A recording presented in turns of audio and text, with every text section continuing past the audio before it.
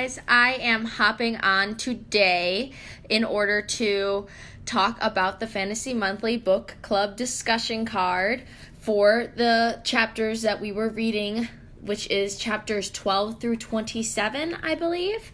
And we are going to go through these questions again and see how our opinions have changed. And I'm also going to talk a little bit about how the Taylor competition is progressing, which is the first thing I'll talk about. So I was actually really impressed with the progression of the book in these chapters, just because the start of the book for me was very slow. It took me a while to get into it.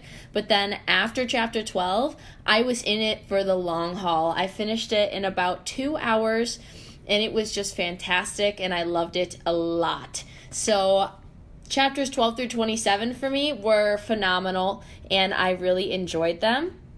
Sorry, itchy nose. But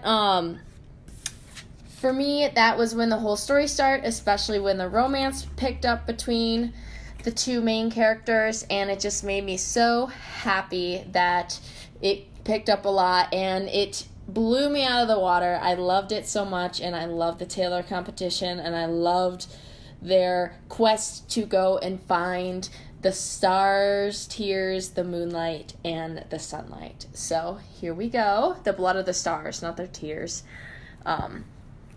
First, how well does the author establish her fantasy world within the book?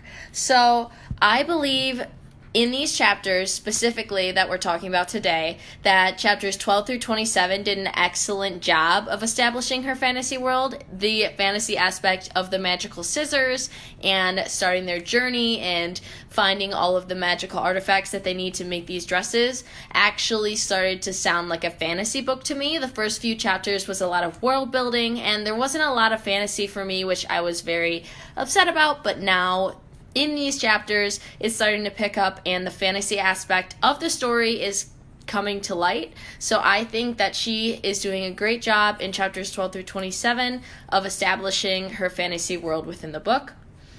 Number 2, how well did the author describe Chinese culture? I would say it's very subtly there in these chapters. It's not exactly pinpointed during one aspect or another of the chapters, but I would say that it's weaved throughout the story in a beautiful way, of which is not exactly focusing on it, but really showing you the softer side of it and understanding the underlying rules and regulations when it comes to Chinese culture. So I thought that very soft undertone of Chinese culture was interesting, and that she did a nice job of incorporating it that way. And it's not overbearing or anything like that, or trying to state a message that doesn't really go with the fantasy plotline of the book. Number 3, did you enjoy the Taylor aspect of the book? Did it enhance the plot throughout the story?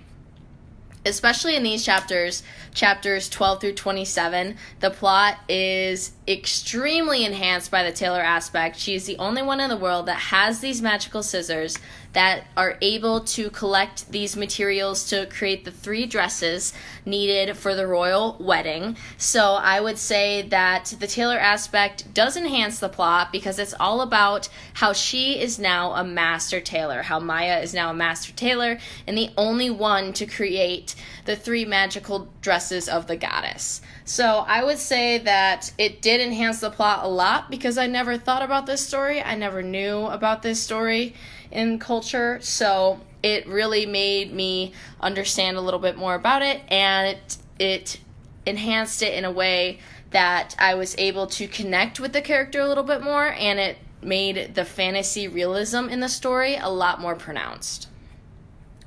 4.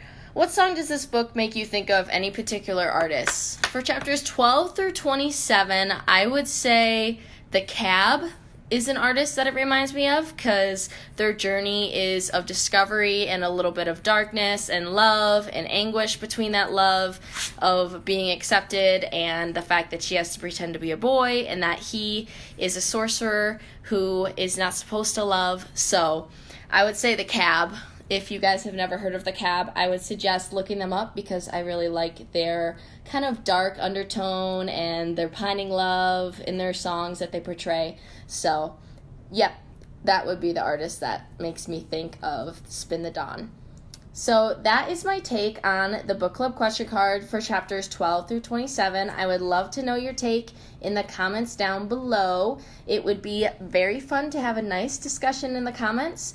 And I am sorry I hopped on a day late. I was having some personal stuff yesterday, but today I'm here and I just gave you my opinion on these book club questions. So if you guys would drop your answers to these for chapters 12 through 27 below, we can have a nice discussion about everybody's opinions on these questions. Thank you for tuning in, and I hope you guys have either finished it already because you love it so much or are well on your way to finishing it, because I really enjoy this book, and I hope you do too.